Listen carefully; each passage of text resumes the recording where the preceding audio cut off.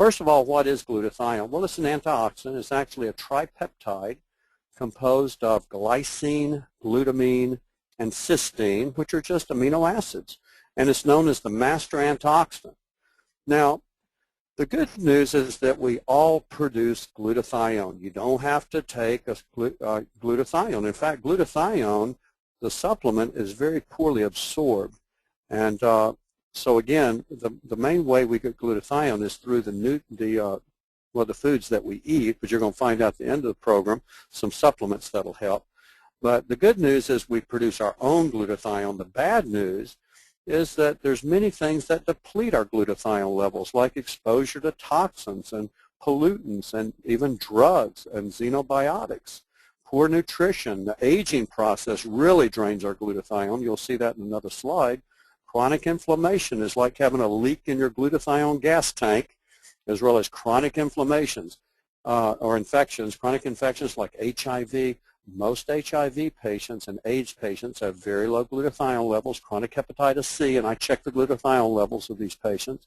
They invariably have low glutathione, as well as chronic EBV, chronic degenerative diseases, and it could be chronic arthritis, it can be rheumatoid arthritis, it could be Alzheimer's, it could be Parkinson's like I talked about, it can be just chronic heart disease, chronic liver disease, chronic kidney disease. They typically have low glutathione levels because it depletes the body of glutathione, just degeneration. Pollution will deplete your glutathione levels. Lack of sleep will deplete glutathione, as well as stress, excessive stress, not coping with stress, traumas and major life events, divorces, lawsuits, all of this. It depletes your glutathione levels. And especially toxins deplete the glutathione. And realize there's almost 70,000 industrial chemicals that are found in common products, with 1,000 new synthetic chemicals introduced every year. And our body uses up glutathione when it detoxifies these chemicals. The EPA estimates that the average American may be carrying about 700 industrial chemicals in their body. 700 chemicals. Well, guess what that's doing? It's lowering the glutathione level. A CDC report resulted from 2,500 screenings of Americans for 148 industrial chemicals. They found that significant quantities of these chemicals were found in the bloodstreams in every individual tested.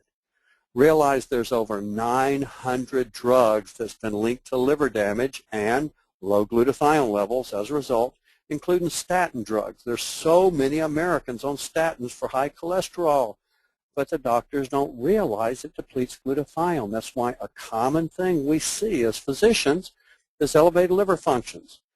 And that's why it's important to put these people on a glutathione boosting supplement, because it'll help to correct a lot of the liver function abnormalities. Hormone contraceptives, antibiotics, also chemotherapy drugs. The main drug and the drugs that cause cancer are your chemotherapy drugs. Yes, years after taking chemotherapy drugs, there's generally an increased risk of especially lymphomas and leukemias, and they deplete glutathione levels and affect the liver.